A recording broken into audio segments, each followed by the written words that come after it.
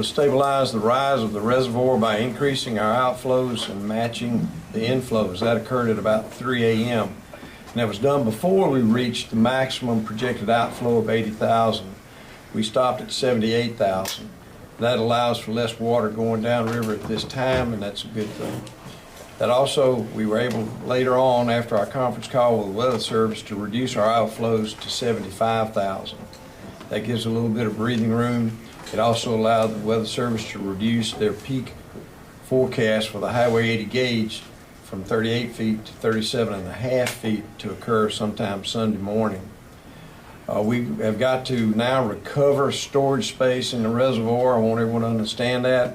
We used up 3 feet of storage, given the 2 days for people to prepare for floodwaters, to sandbag, to move, whatever they had to do. And now we've got to recover the space that we used in storage because we've got another front coming on Tuesday, somewhere between 1 and 2 inches as the Weather Service predicts. So we'll hold the discharge up at least until in the morning after our morning conference with the Weather Service, Corps of Engineers, USGS, etc. And then we'll make further decisions and further announcements about what we're going to do. We want to get the river down as fast as we can. We've also got to get the lake down. That's what provides protection for future floods. That's all I have at this time. I think we'll take questions at the end. Yes, sir. Now we'll hear from Jackson Weather. Good afternoon. Felicia Bowser with the National Weather Service in Jackson, Mississippi. Just going to give you a quick update about our forecast that we're expected this coming week. The upper level system that provided us with rainfall earlier this morning is shifting east, and thus perhaps we could just see some lingering rainfall, maybe some sprinkles or something for the rest of the day. But the heaviest rainfall has ended for today. Monday during the day should be more or less rain-free, but it is Monday night where another wave of rainfall will settle in across the region.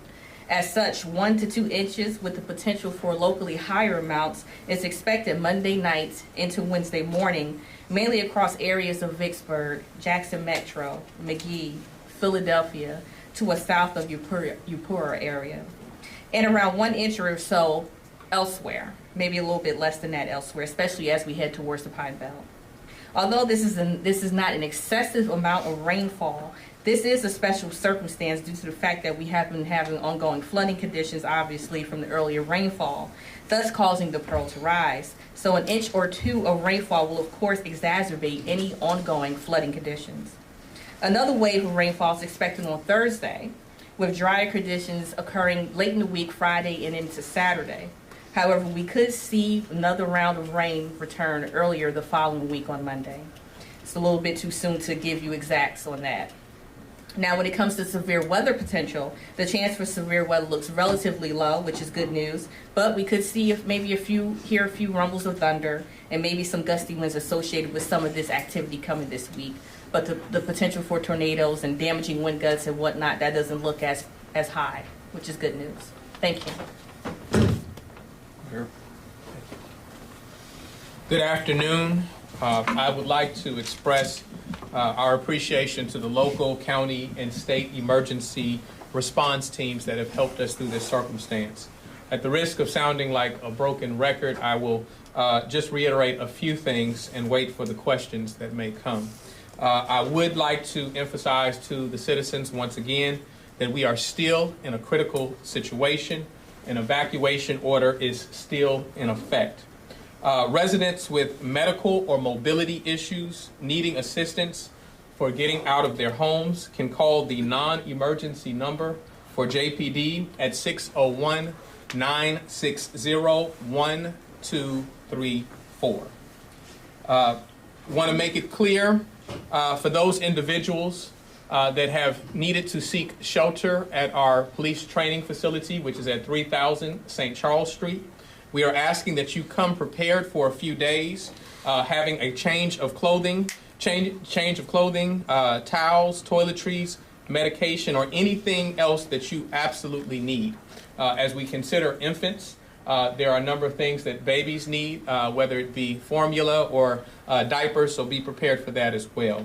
I'd like to also state that we know that there are approximately 504 homes in the city that are without power, look for Entergy for more updates on that so that you can be informed.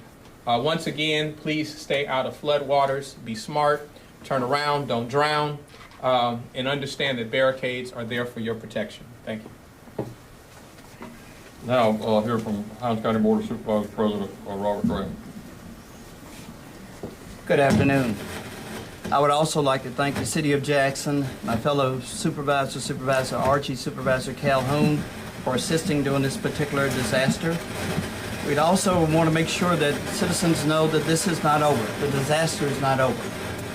We still have people in the North Jackson area that are driving through, sightseeing. That's one of the biggest problems that we're having in North Jackson at this particular time. We want people to continue to check on their neighbors, but not to sightsee. We're expecting more rain, as just mentioned a few minutes ago, and we have to prepare for that.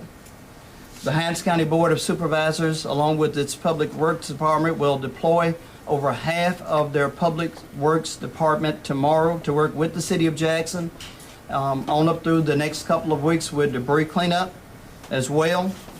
Tomorrow, between the hours of 12 and 2, or until the water runs out, the Board of Supervisors will give out water, distribute water to anyone in the affected area. We'd like to ask the citizens to please, if you do not live in the affected area, don't come to get the water. The water is specifically for the individuals in the affected area. Again, I'd like to thank everyone involved for working together to make sure that we do everything that we can for the citizens of the City of Jackson and Hinds County. Thank you. Good afternoon. I just want to say that I and the Board of Supervisors appreciate so much that what everybody is doing. Now, I don't want to digress just a little bit. I think that we should have done something about the flooding problem in the City of Jackson since it's been 40 years. I was in the first 1979 flood, and we as a board will be fighting to make sure that our citizens do not have to go back through this. We're going to be talking about this. We're going to have our elected officials on the national level working with us to make sure that we get the One Lake project. We know that we had Saco, 2 lakes, and that fell through. But we must do something for our citizens, and we, as a board, we'll be working to do that. Now, if we'd like to hear from MEMA on their response. Mayor, Board of Supervisors, thanks for inviting us out. Just want to get a quick update on what the Mississippi Emergency Management Agency is doing. From the group of individuals you see up here, we have several task force that we've mobilized, and we have several that are in reserves as well. We've had our partners from the surrounding counties with high water vehicles, boats, and other equipment that was needed that we've been able to bring into the site and actually do work. There's some unsung heroes that I do want to thank. I talked to a few of them this morning, and that's the city and the county public work individuals. These guys and gals are out there putting out barricades. Please don't move them. The barricades mean do not go any further, and they continuously are moving those in and out and back and forth to support all the activities of the first responders for us to get out there and do the things that we need to do. So MEMA still stands ready to support the county and the city in all their activities. And we're not just here today. We're not just here during response. I also represent the side of the agency that does long-term recovery. And that's some discussions that the county and myself and the mayor's office is going to start having today. And we're going to get a plan together. So we here at MEMA want to say thank you to the media as well. You don't understand how important your messages are as they go out to the citizens. You're paramount. We can't reach them all by ourselves, and we appreciate what you do as well. That's all I have.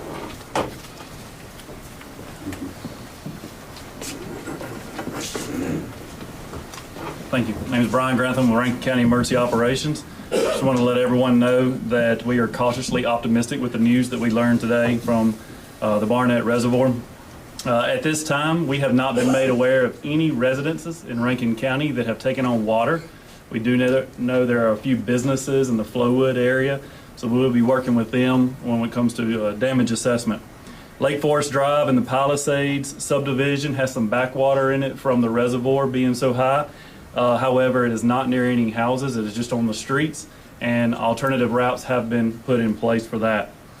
Another thing I wanted to report is we have a self-reporting tool provided by MEMA through Crisis Track, so that you can go on our Facebook and Twitter pages and find that link. You can also go on our county website, click on that link, fill out the information. It notifies us immediately that you've had damage to your house or your business, and we can follow up with that with the damage assessments. Last thing I want to say is we're thankful to all the citizens of Rankin County who have worked with us, helped us spread the word, get the information out there, as well as the news media. Thank you. Thank you, Brian. Last thing I'd like to say is Hinds County Emergency Management Agency will still be staffed and working 24 hours until this emergency is over. So if y'all have any questions for the field that's up here, yes, sir. Let me make one thing clear. I don't want to give anyone a false impression. The reservoir has reduced outflows. That's true. We look for the river levels to drop. They're not dropping yet.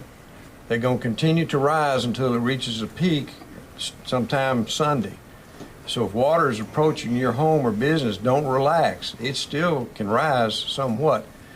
The peak has been felt at Hanging Moss Creek, and it just will move its way south. So be vigilant, be aware. Thank you, John.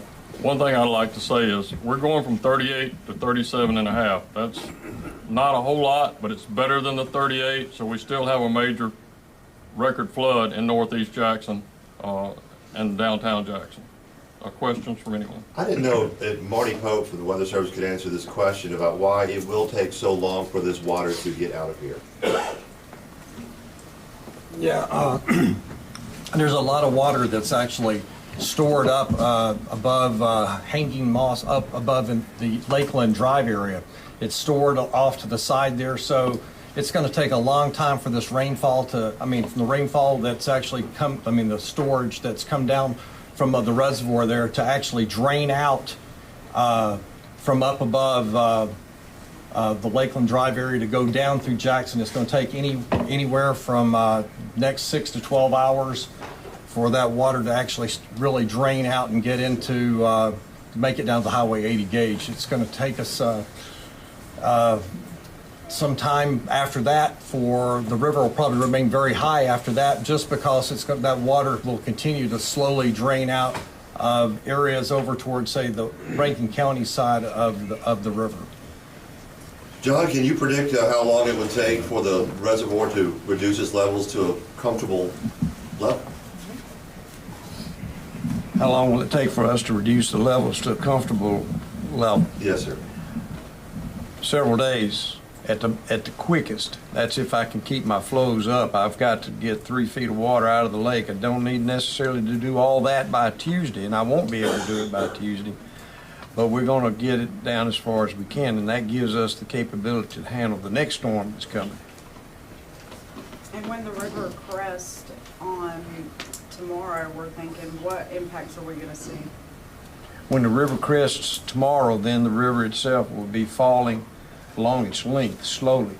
So you'll see the floodwaters recede from the storage areas Marty talked about, and also from the subdivisions and the streets. It's going to be a long process. Mm-hmm. And with the extra rain coming, how much of an effect will that have? It will prolong the fall. The rain that's coming, if it's no more than the 2 inches, will prolong the fall. I don't see us increasing discharges from the reservoir because of that event, but we don't know. When the rain gets in the gauge, then we can do something with it. To predict what we do before that is oftentimes very hazardous. Weather doesn't do what you want it to or what you think it will do. So be aware. Mayor, tomorrow, the morning commute, lots of streets are going to be closed. We know some parts of State Street possibly going to have some flooding. Can you talk about some of what you're seeing inside the city, especially downtown, when it comes to flooding? People probably need to know that in the morning. Yeah, it's based on those areas that are affected. Our first responders are placing those barricades in areas that are unsafe to travel And so that's why it's important that residents are mindful of those barricades, because they are there for their protection. I'm happy that you called me back up, because there was one other thing that I wanted to mention. We're looking at this as when the water recedes. That is not when this circumstance stops becoming a concern to the residents. There are people who are going to be returning to their homes. There's going to be a period where there's a lot of damage that has to be assessed and debris removed. And so I just want to encourage citizens to be patient with one another and to be supportive of one another. Anytime you're dealing in crisis, in moments of crisis, the first casualty is trust. And so we have to be trusting and supportive of one another. Ricky, Ryan said no homes flooded in Rankin County so far. What about Hines? Yes, we do have homes that have been flooded in Hines County. We don't know how many yet. I do know they have, I believe the mayor said they've turned power off to 504. Rollingwood, there's a home in Rollingwood that we know has got about 2.5 feet of water in it. Old Canton Club. Over on River Road, some of those houses have got 2.5, 3 feet of water in them. So we have a bunch of homes flooded.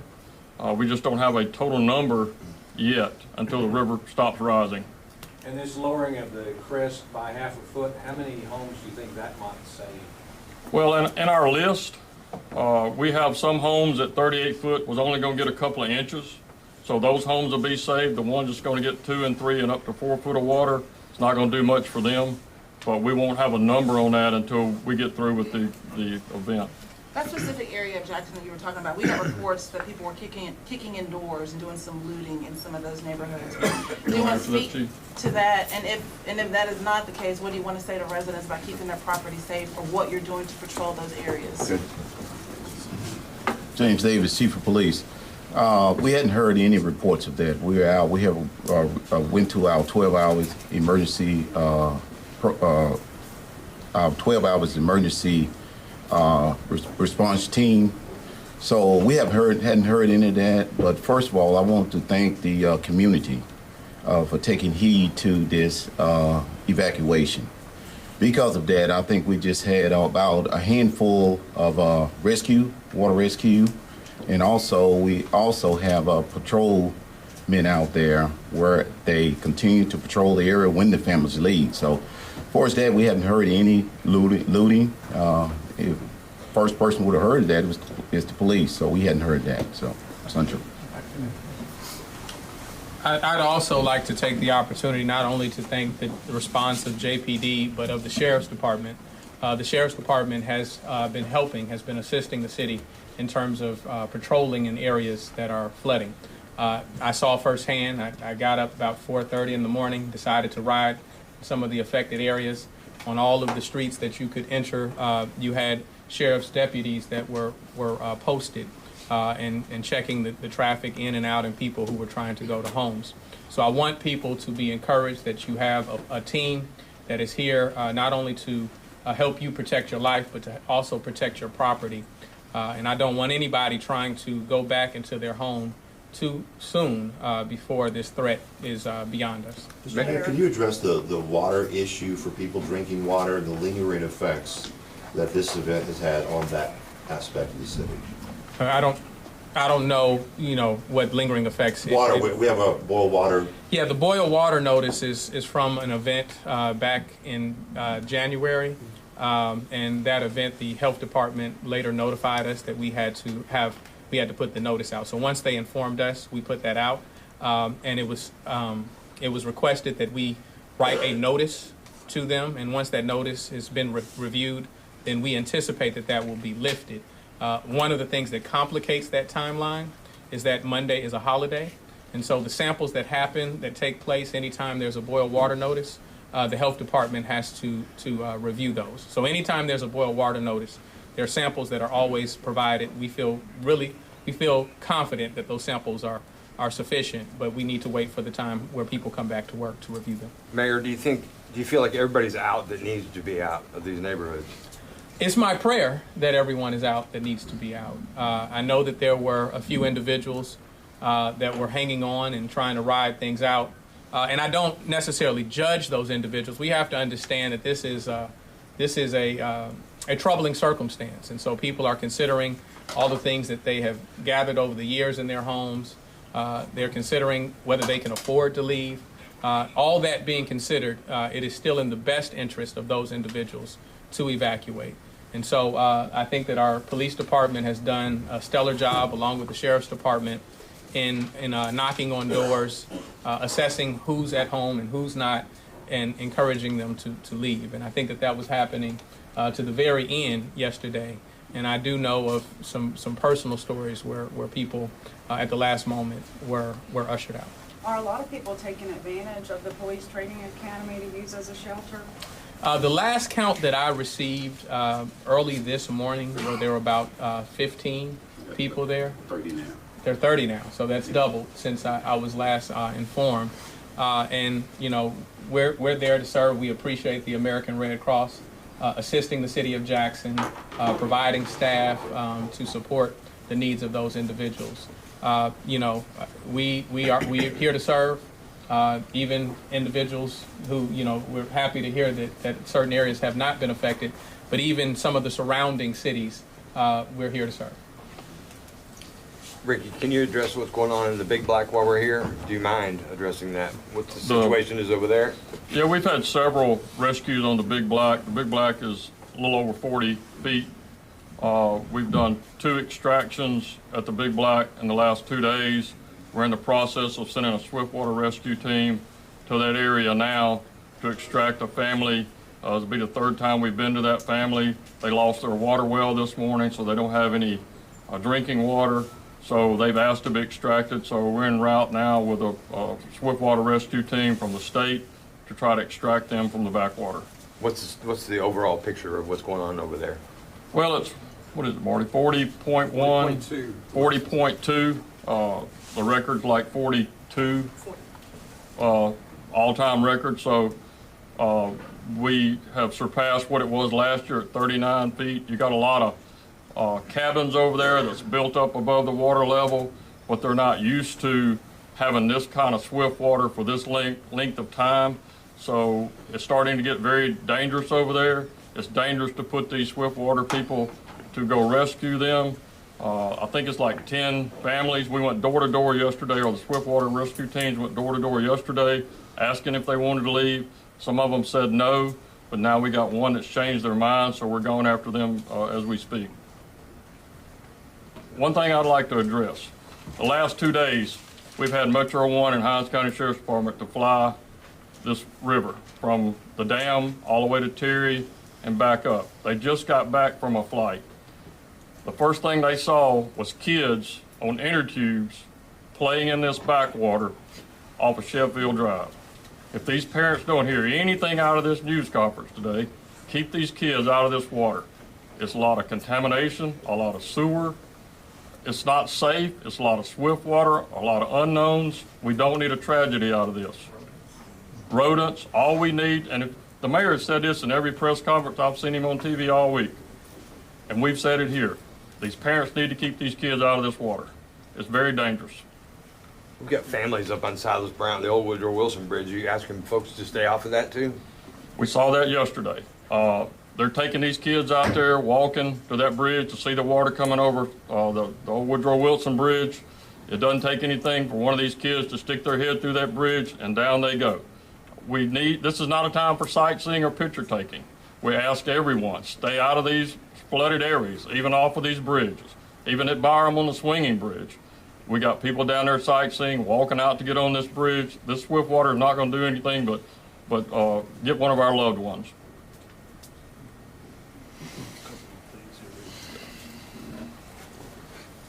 Good afternoon. I'm David L. Archie, Hinds County Supervisor, District 2. There's just a couple of things that I would like to mention and back up the Chief of Police, the Mayor, the Sheriff, and all of the Board of Supervisors that was present, and everybody that is here. You must understand that this is a humanity crisis. And what we're doing is asking those that are doing business here in Hinds County, as well as the City of Jackson, to do not price gouge folks that are having to go to hotels. We're asking you to be business friendly as well as neighbor friendly. For those of you that want to take an opportunity to take advantage of citizens that is already at a disadvantage, we ask you, do not participate in anything that perhaps that will cause you to go to jail. This is a serious matter. I think that we have done very well so far, and some of individuals out there, we asking you not to spoil it for Hinds County as well as the city of Jackson and the state of Mississippi. It's a humanity crisis. We understand that some folks would like to take advantage of other people, but we just asking you, from the chief of police, Hinds County Sheriff Department, police officers, the mayor, everybody that is involved, MEMA, we just asking you, please, sir, please, ma'am, be good neighbors and good business people, and do not take advantage of anybody at this particular time, and we thank you for that. Any other questions? We're good. Thank you.